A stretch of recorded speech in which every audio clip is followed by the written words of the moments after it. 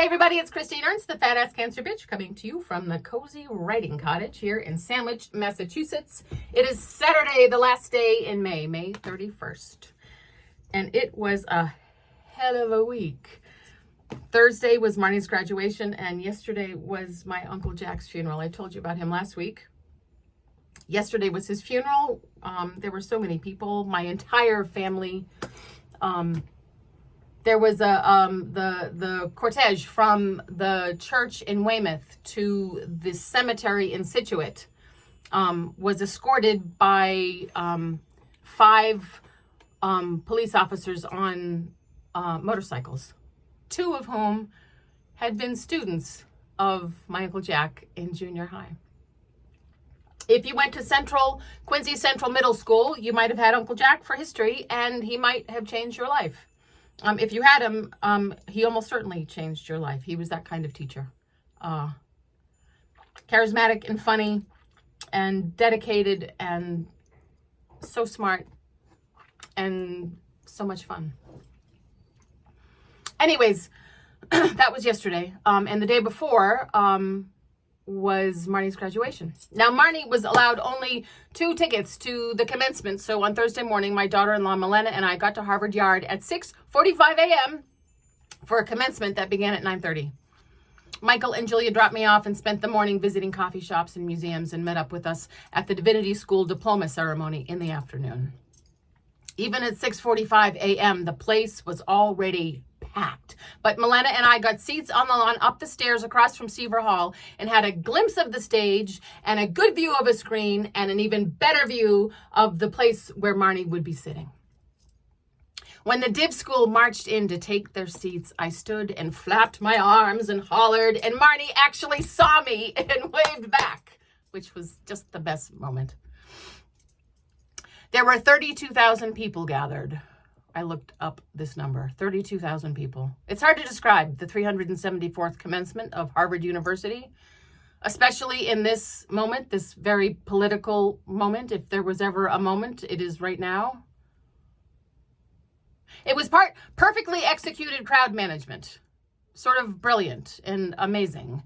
Men in top hats and four-in-hand ties and cutaway coats gently guided the throng away from the paths of egress and out of the lines of view and unblocked the path to the bathroom.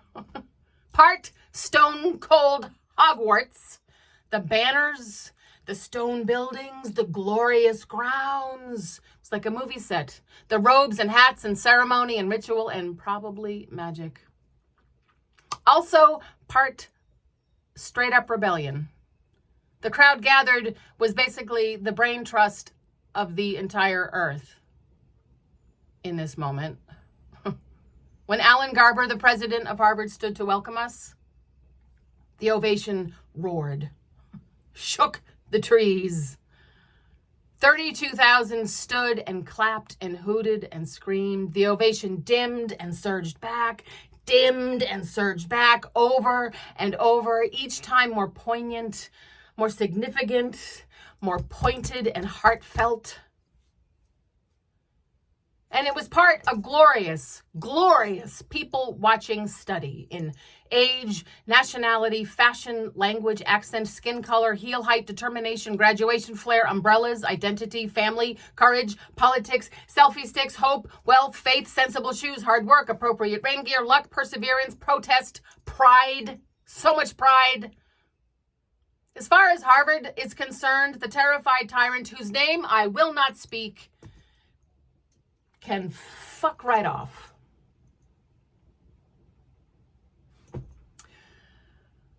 The commencement was glorious. The rain held off. The diploma ceremony later and luncheon after were so sweet. I got this very cool Harvard Divinity School lunchbox, which I will use for the rest of my life. I got one for my mother, too. Marney graduated with a master's in divinity after 3 years of hard work and hard study. Her plan is to heal the world with the sacred scripture of poetry. She will do this. I cried on and off all day. Context. I dropped out of college in 1985, and her dad, dear doomed Mark, who died 12 years ago when she was 18, never went. So there's that. Our beautiful girl now has her undergrad and 2 masters, 3 degrees. The 2 her parents never got, plus another, for good measure. Now, I rarely think of her dad anymore, except in sadness. It used to be such anger. But Mark was there beside me all day on Thursday. Giddy and beaming and ridiculously proud of our girl. Clapping and laughing and celebrating. I felt him as if he were in the flesh beside me on that lawn. His energy at last, all joy, all hope, all light. I owe him an apology. I always thought our daughter's gifts of sunbeam warmth and tender healing magnetism were in spite of him. Or maybe in response to what I decided was his essential brokenness. But never because of him. I forgot his huge heart. I forgot his humor, his vulnerability. I forgot how hard he tried. But he was with me on Thursday. With her, whole and happy, his beautiful soul restored somehow. Thank you, Mark. I love you.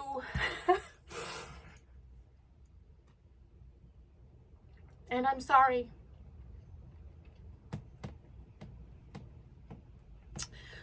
Ugh.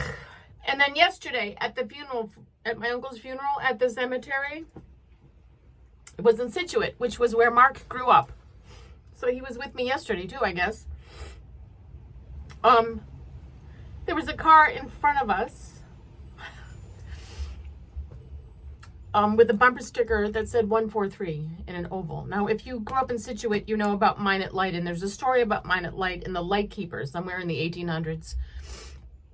He was stuck in a storm and was flashing a sequence of 1 light, 4 lights, 3 lights back to shore to tell his wife, I love you. Every card that Mark ever gave Marney, or me for that matter, he signed with 143. Ugh.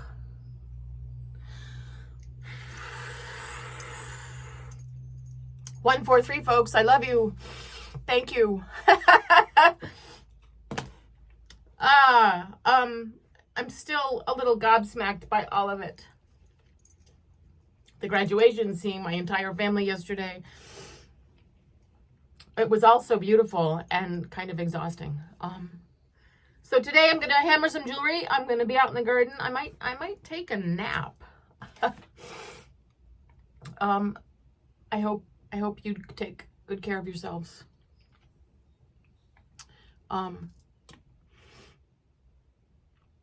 Talk to someone that you were mad at for a long time. Or think about them. Tell them you love them. Thank them. Apologize. I don't know. That hit me so hard. Mark being there. Oh my God, he would have been. Well, he was there, but boy, if he had been alive to watch his daughter graduate. I'm feeling his joy right now. You are beloved.